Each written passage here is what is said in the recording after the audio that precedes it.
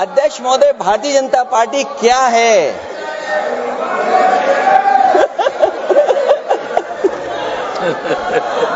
जी बताएंगे।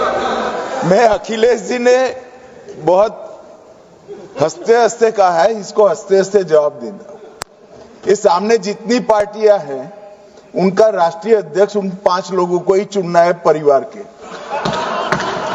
हमें माननीय अध्यक्ष जी करोड़ों सदस्यों में से 12-13 करोड़ सदस्य प्रक्रिया कर चुनना है तो देर लगती है। ये मुस्लिम में भी बंटवारा चाहते हैं। मुस्लिम इस्लाम धर्म में कहीं बंटवारा नजर नहीं आता है। बंटवारा तो पीडीए करेगा अभी। अध्यक्ष महोदय, मैं कहना चाहता हूं, ये जो बिल लाया जा रहा है, भारतीय जनता पार्टी में एक मुकाबला चल रहा है। भारतीय जनता पार्टी के अंदर मुकाबला चल रहा है कि खराब हिंदू कौन बड़ा है। और ये बात अध्यक्ष महोदय मैं ऐसे ही नहीं कह रहा हूं।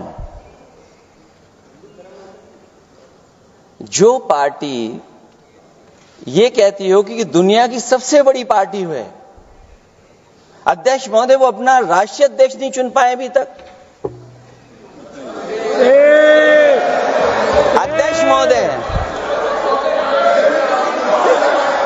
अध्यक्ष महोदय, भारतीय जनता पार्टी क्या है?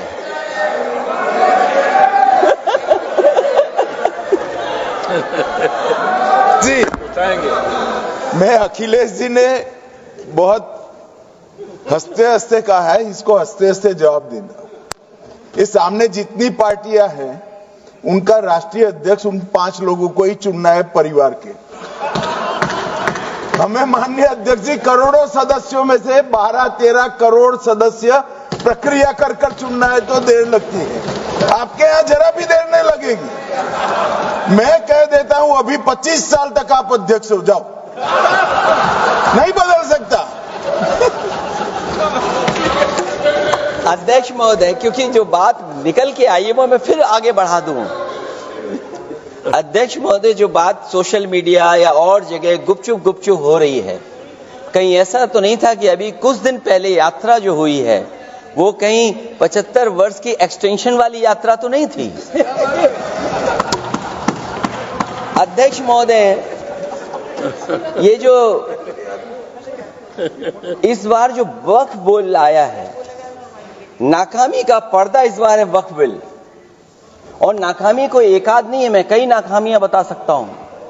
अभी मैं माननीय सदस्यों को सुन रहा था, वो पुराने कई बिल उनके बारे में चर्चा कर रहे थे कि कितने प्रोग्रेसिव बिल लेकर के आए हैं।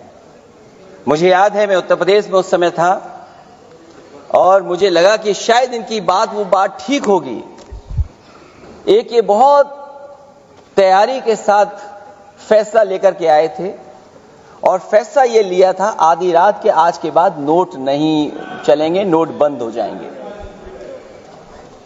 अध्यक्ष महोदय, उस नोटबंदी नाकामी के बारे में भी तो चर्चा हो जाए कि अभी भी न जाने कितनी जगह पर कितना रुपया निकला जा रहा है, कितना निकल करके आ रहा है। केवल नाकामी नोटबंदी की नहीं, नाकामी बेरोजगारी की भी है, नाकामी महंगाई की भी है, नाकामी किसान की आय दोगुनी नहीं कर पाए वो भी इनकी नाकामी है।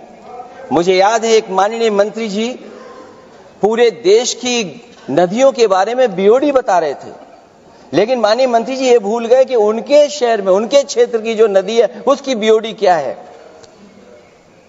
गंगा क्या साफ हो गई, यमुना क्या साफ हो गई, स्मार्ट सिटी क्या बन गई, क्या गोद लिए हुए गांव इन्होंने गोद से उतार दिए, उनकी क्या दुर्दशा है। इसलिए मैं कहना चाहता हूं, ये नाकामी का पर्दा इस बार वक्फ बिल बना है। और सबसे बड़ी बात तो यह है कि जिसके लिए फैसला होना है उसकी बात को अहमियत न देना भी नाइंसाफी है।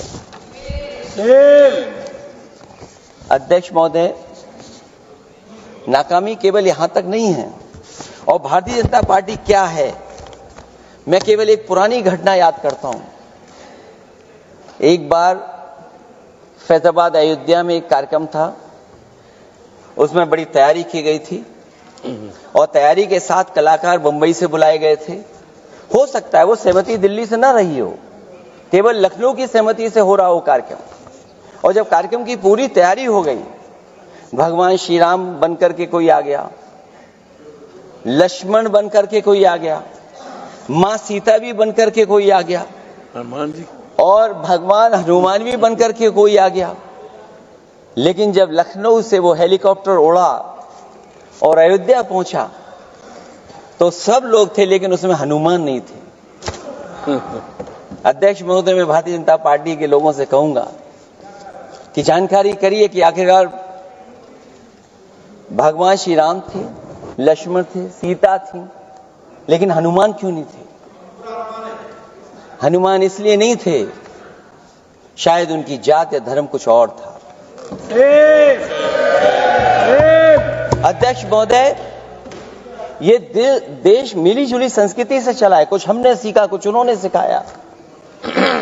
और जो लोग ये कहते हैं कि हम सबको बराबरी का हक देते हैं, अभी कुछ दिन पहले ईद निकली है अध्यक्ष महोदय, वो परंपरा रही है, न केवल मैं जाता हूं बल्कि कोई दल का नेता ऐसा नहीं न जाता हो उस कार्यक्रम में शामिल होने।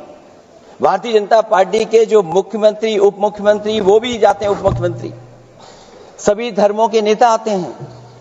लेकिन पता नहीं इस बार क्या साजिश थी, षड्यंत्र था कि वहां पर कुछ पाबंदी लगी हुई थी। अगर किसी कारण पाबंदी लगी हुई थी तो बात समझ में आती है, लेकिन जब जानकारी हुई है, किसी को नहीं पता था कि पाबंदी क्यों लगी है कि आप नहीं जा सकते वहां पर कार्यक्रम में शामिल होने। क्या यही भारत है, यही संविधान हमें रास्ता दिखाता है? अध्यक्ष महोदय, मंत्री जी बताएं हमें, वो खुद भी माइनॉरिटी हैं, भगवान बुद्ध के रास्ते पे चलते हैं। भगवान बुद्ध का रास्ता दूसरा है। हम आपको अपना मानते हैं तब भी जब आप हमारे बहुत सारे ग्रंथों को नहीं मानते, तब भी हम आपको अपना मानते हैं।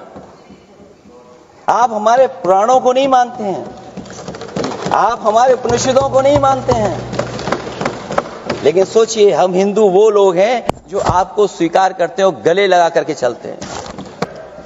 भाजपा का लक्ष्य वक्फ की जमीनों पर है। इन जमीनों का नियंत्रण अपने हाथ में लेकर इन जमीनों को पिछले दरवाजे से अपने लोगों के हाथों में दे देना चाहती है। भाजपा चाहती है कि वक्फ बिल लाने से मुस्लिम समुदाय को लगे कि उन पर हक को मारा जा रहा है, वो उद्वेलित हों और भाजपा को ध्रुवीकरण की राजनीति करने का मौका मिल सके। क्योंकि अध्यक्ष महोदय, भाजपा का लक्ष्य यह है कि ध्रुवीकरण हो, क्योंकि वो जानते हैं कि ध्रुवीकरण जितना होगा उससे वो लाभ उठाने में आगे रहेंगे। तो ये वक्फ बिल जो लाया जा रहा है वो अपनी वोट बैंक को संभालने के लिए और समाज को बांट करके ध्रुवीकरण करके राजनीतिक लाभ लेने के लिए लाया जा रहा है।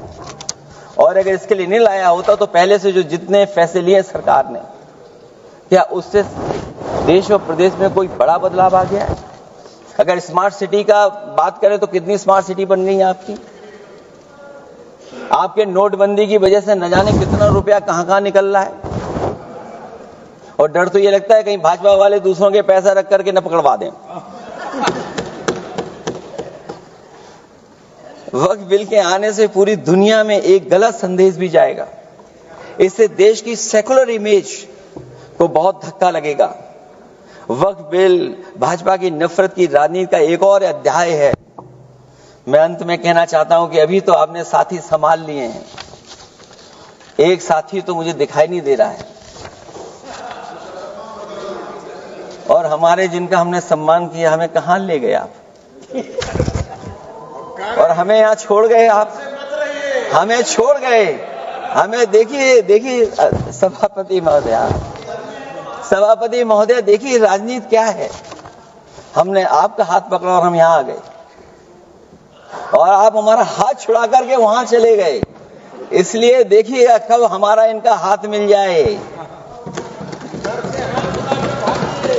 और मैं अध्यक्ष सभापति महोदय ये कहना चाहता हूं कि वक्फ बिल भाजपा के लिए वाटरलू साबित होगा, क्योंकि ऊपर से तो हाँ हाँ कह रहे हैं, लेकिन अंदर ही अंदर बहुत सारे साथी सहमत नहीं है। मैं अंत में इतना ही कहना चाहता हूं कि ये वक्फ बिल जो लेकर के आए हैं कोई उम्मीद लेकर के नहीं आ रहा है। ये सोची समझी रणनीति का हिस्सा है, क्योंकि इनका जो बोर्ड बिखर गया है, ये मुस्लिम में भी बंटवारा चाहते हैं।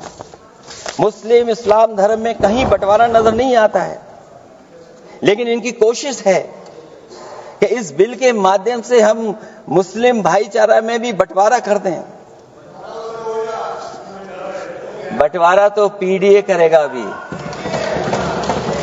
अभी देखिएगा सभापति महोदया, हमारे एक सदस्य कह रहे थे कि चुनाव बहुत अच्छा होता है। इनसे बेहतर किसने चुनाव देखा होगा? चलिए धन्यवाद। वोट ही नहीं डालने दिया। चलिए सभापति महोदया, मैं धन्यवाद देता हूं। मैं और अपने दल और साथियों के साथ कहता हूं कि समाजवादी पार्टी बिल का विरोध करती है। वोट पड़ेगा तो हम इसके खिलाफ वोट डालने जा रहे हैं।